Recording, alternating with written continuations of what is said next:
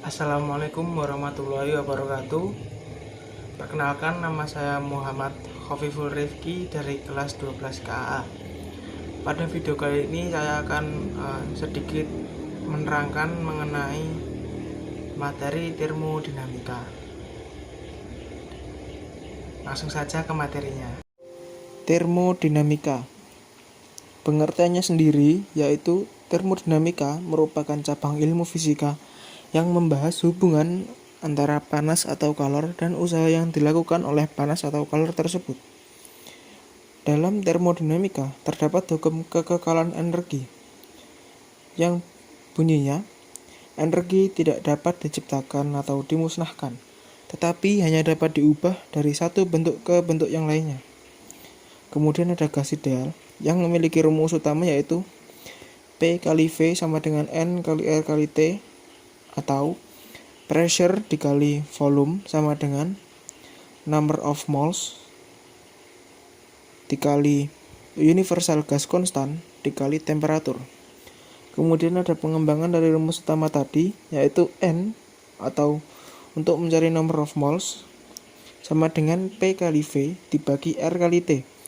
Kemudian untuk mencari P atau pressure yaitu rumusnya N kali R kali T dibagi V. Kemudian untuk mencari V atau volume yaitu N kali R kali T dibagi P. Kemudian untuk mencari M yaitu M kali R kali T dibagi P kali V. Hukum termodinamika 1 dalam termodinamika menyatakan bahwa jumlah kalor pada suatu sistem sama dengan perubahan energi dalam sistem yang ditambah usaha yang dilakukan oleh sistem. Perjanjian tanda untuk Q dan W dalam hukum termodinamika 1. Yang pertama, jika sistem melakukan usaha terhadap lingkungan, maka W bertanda positif. 2. Jika sistem menerima usaha dari lingkungan, maka W bertanda negatif. Ketiga, Q bertanda positif jika sistem menerima kalor dari lingkungan. Keempat, Q bertanda negatif jika sistem memberikan kalor kepada lingkungan. Dalam termodinamika terdapat siklus, yaitu siklusnya isobar, yaitu tekanan tetap, isokorik, volumenya yang tetap, isotermal, suhunya yang tetap, dan adiabatik, tekanan, volume, dan juga suhunya semuanya berbeda. Nah, penjelasan dari siklus tersebut, yang pertama ada isobar, yaitu proses termodinamika yang dilakukan pada tekanan konstan. Proses yang ini biasanya digambarkan oleh sistem piston silinder. Kemudian ada isohorik, proses termodinamika yang terjadi pada volume konstan. Biasanya proses ini terjadi pada tangki kaku untuk menyimpan gas bertekanan tinggi. Kerja yang terjadi pada proses isohorik selalu nol. Hal ini karena tidak adanya perubahan volume. Kemudian ada isotermal, yaitu proses termodinamika yang terjadi dengan temperatur konstan.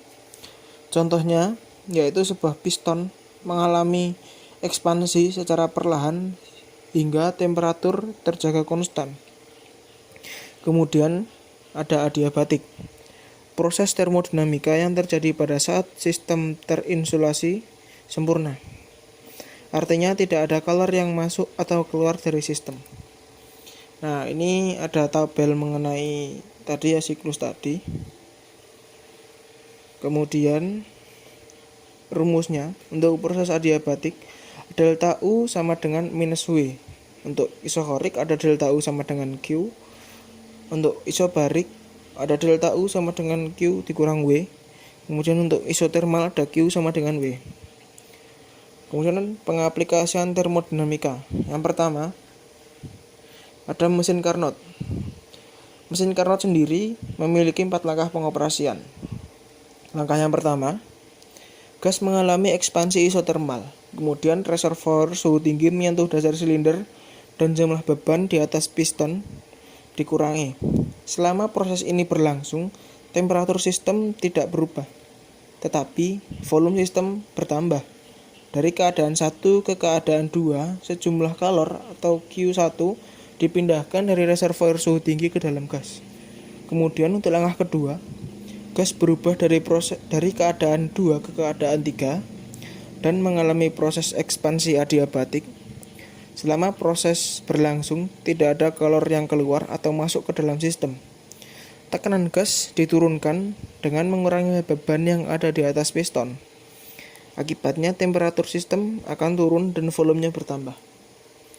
Kemudian langkah ketiga, keadaan gas berubah dari keadaan 3 ke keadaan 4 melalui proses kompresi isotermal. Pada langkah ini, reservoir suhu rendah, yaitu 200 Kelvin, menyentuh dasar silinder dan jumlah beban di atas piston bertambah. Karena itu, tekanan sistem meningkat, temperaturnya konstan, dan volume sistem menurun.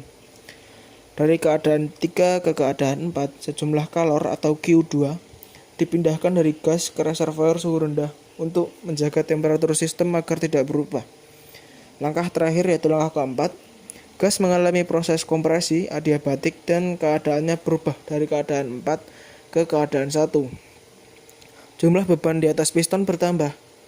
Selama proses ini berlangsung, tidak ada kalor yang keluar atau masuk ke dalam sistem. Tekanan sistem meningkat dan volumenya berkurang. Nah, ini ada gambar mengenai tadi mesin Carnot. Kemudian mesin pendingin.